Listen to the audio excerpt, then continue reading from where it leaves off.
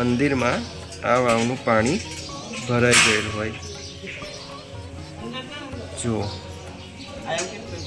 આ સામે ડૂબેલું મંદિર દેખાઈ રહ્યું છે અને ઉપર આ માં મેલડી માતાજીની પ્રતિમા છે।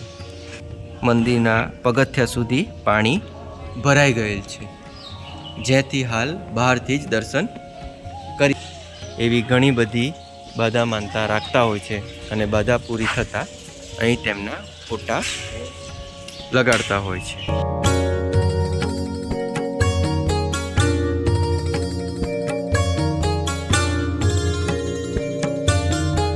શ્રી નકટી વાવ મેલડી માતાજી મંદિર તરફ રોડ જમણી બાજુ 3 કિલોમીટર। અત્યારે આપ જે રોડ પર ઊભા છે તે સુરેન્દ્રનગરથી લખતર વિરમગામ જવા તરફનો હાઈવે વાળો રોડ છે। અહીંયાથી થોડુંક જ આગળ જમણી બાજુ 3 કિલોમીટર શ્રી નકટી વાવ મેલડી માતાજીનું પ્રખ્યાત મંદિર આવેલું છે।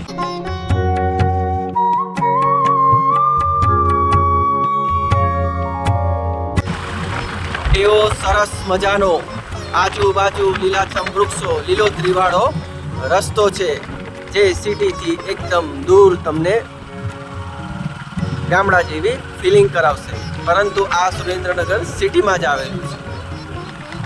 હવે મેલડી માતાજીનું મંદિર થોડુંક જ દૂર છે। અત્યારે આપણે શ્રી નકટી વાવની મેલડી માતાજીના મંદિરે પહોંચી ગયા છે। આપ આ સામે મંદિરનો ગેટ દેખાઈ રહ્યો છે। આપ જે અત્યારે આ સામે રોડ જોઈ રહ્યા છો ત્યાં રવિવારના દિવસે મેળા જેવું આયોજન થતું હોય છે। દર રવિવારે અહીંયા હજારોની સંખ્યામાં ભાવિ ભક્તો દર્શન કરવા આવતા હોય છે। અહીંયા એક વાવ આવેલી છે જેને નકટી વાવ કહેવાય છે અને આ વાવમાંથી જ માં મેલડી માતાજી પ્રગટ થયા હોય આ મંદિરનું નામ શ્રી નકટી વાવની મેલડી માતાજી મંદિર પડ્યું। મંદિરનો સમય સોમવારથી શનિવાર સવારે 7 થી સાંજના 6:30 સુધી અને રવિવારે 6 થી રાતના 9:30 સુધી હોય છે।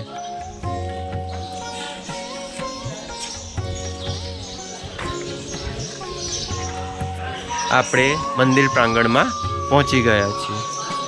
અહીંયા પીવાના પાણીની વ્યવસ્થા છે।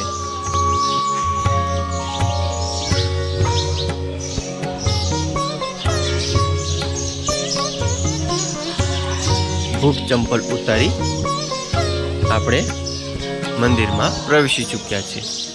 અહીંયા એવા કબૂતર પક્ષીઓનો કલરવ અમને ચકલીઓ જોવા મળી। અહીંયા ઘણા બધા ભાવિ ભક્તો તાવાની બાધા માનતા રાખવા અહીંયા આવતા હોય છે।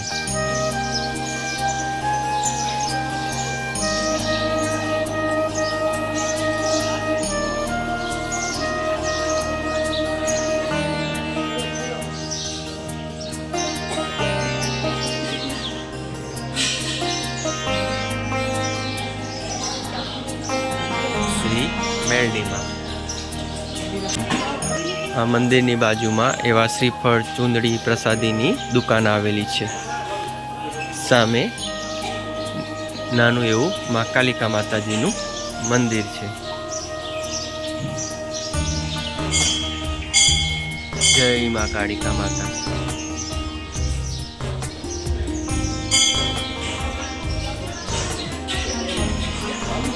અને આ છે શ્રી નકટી વાવના મેલડી માતાજી।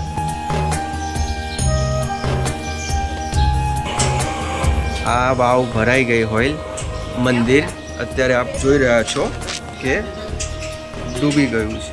મંદિરમાં આ વાવનું પાણી ભરાઈ ગયેલું હોય જુઓ આ સામે ડૂબેલું મંદિર દેખાઈ રહ્યું છે અને ઉપર આ માં મેલડી માતાજીની પ્રતિમા છે।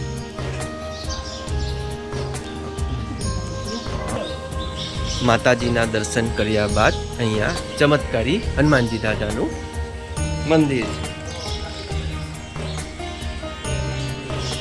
માં મેલડી ચાલીસ. માં શ્રી નકટી વાવના મેલડી માતાજીના દર્શન કર્યા બાદ હવે આપણે મંદિરની પરિક્રમા કરતા અહીં આવેલી વાવ તરફ આગળ જઈએ. અત્યારે સોમવારનો દિવસ હોય, ભક્તોની ભીડ ઓછી હોય, આપણને માતાજીના એવા સરળતાથી દર્શન કરવા મળ્યા.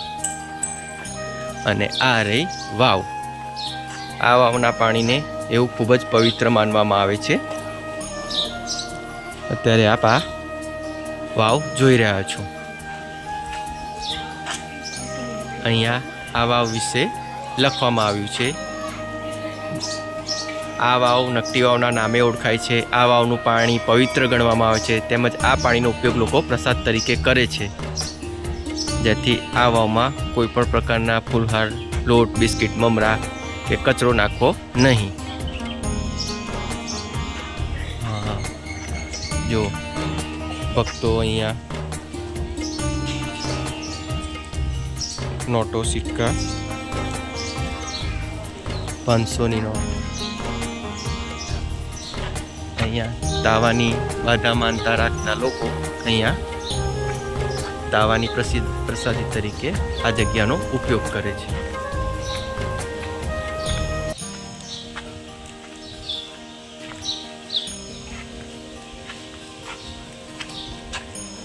અને આ માતાજીના મંદિરની બાજુમાં જ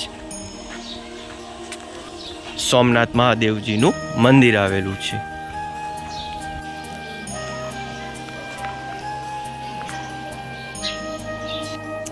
જો આ મંદિરના બીજા તરફનો ભાગ છે. તમે જોઈ શકો છો અહીંયા મંદિરના પગથિયા સુધી પાણી ભરાઈ ગયેલ છે, જેથી હાલ બહારથી જ દર્શન કરી શકાય છે. અહીંયા શ્રદ્ધાળુઓ, નાના બાળકો એવી ઘણી બધી બાધા માનતા રાખતા હોય છે અને બાધા પૂરી થતાં અહીં તેમના ફોટા લગાડતા હોય છે. આ છે તાવાનો પ્રસાદી. અહીંયા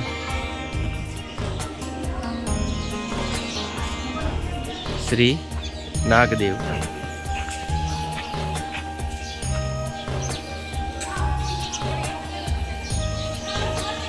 અહીંયા એક સૂચના આપવામાં આવેલી છે કે આ માતાજીનું મંદિર વગડામાં આવેલું હોય, વર્ષોથી આરતી બાદ રાત્રિ રોકાણ કરવાનું રહેતું નથી અને સાંજની સંધ્યા આરતી બાદ પૂજારી મંદિર બંધ કરી મંદિર પરિસરમાં દાખલ થવા માટેના તમામ ગેટ બંધ કરીને જાય છે.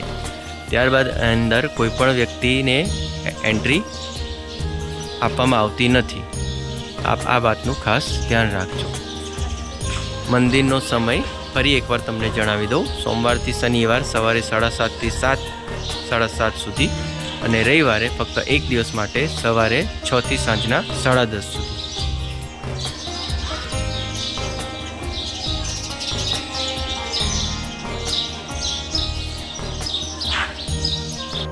એક વાત તમને જણાવી દઉં કે આ મંદિરનો પ્રસાદ બહાર લઈ જવા દેવામાં આવતો નથી. જે આ વાતનું ખાસ ધ્યાન રાખજો. જે વિશે અહીંયા ઠેર ઠેર બોર્ડ પણ લગાવવામાં આવેલા છે. મંદિરનો પ્રસાદ બહાર લઈ જવાતો નથી. માં નકટી વાવના મેલડી માતાજી આપ સૌની મનોકામના પૂર્ણ કરે.